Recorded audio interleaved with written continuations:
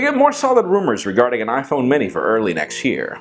The Google Nexus 6P fails terribly at a bend test, and the Galaxy S7 might not be as expensive as we thought. I'm Jaime Rivera, and the only thing worse than coming to work on Mondays is having to record this video twice over lighting issues. This is Pocketnow Daily.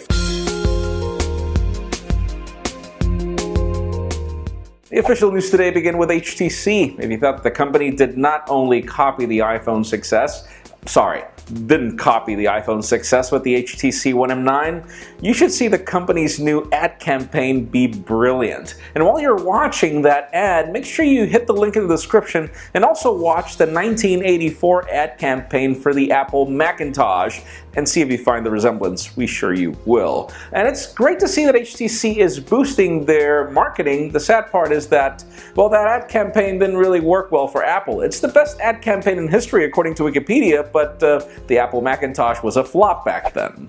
And it seems that not very many of you are in the market for a tablet, as analysts are already predicting a very terrible year end. For example, last year we ended with 76 million units being sold in the last quarter. This year they're only predicting 58 million. And if you thought that the iPad Pro is going to make a dent over that, it seems that analysts don't predict it selling more than 2 million units, which is a really bad thing. Oh well.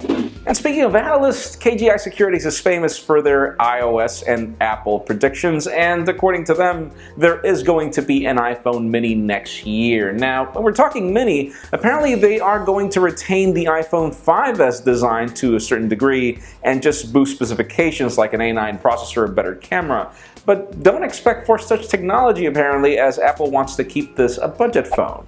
That's not the only interesting change next year. When it comes to the Samsung Galaxy S7, we hear that the phone is not going to retail for the same price early next year. Apparently, Samsung is out to grab more market, and therefore they want to drop the price tag by 10%, which is not really much. Apparently, instead of retailing for $650, it'll retail for $600, which, yeah, may not be much, but apparently there is a segment that they want to cater to, and those $50 are going to make a difference. We'll see.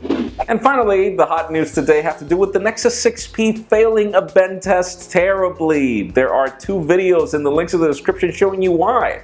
It seems that because the battery is at the bottom of the phone, the logic board is at the top, and there is a gap in the middle, precisely where the volume buttons are. Well, you can bend it extremely easily, up to the point where the YouTuber claims that even a little girl could do it, which is really something we need to worry about. We praised the Nexus 6P for its design, but it seems to be anything but sturdy, so it does lead me to the question of the day.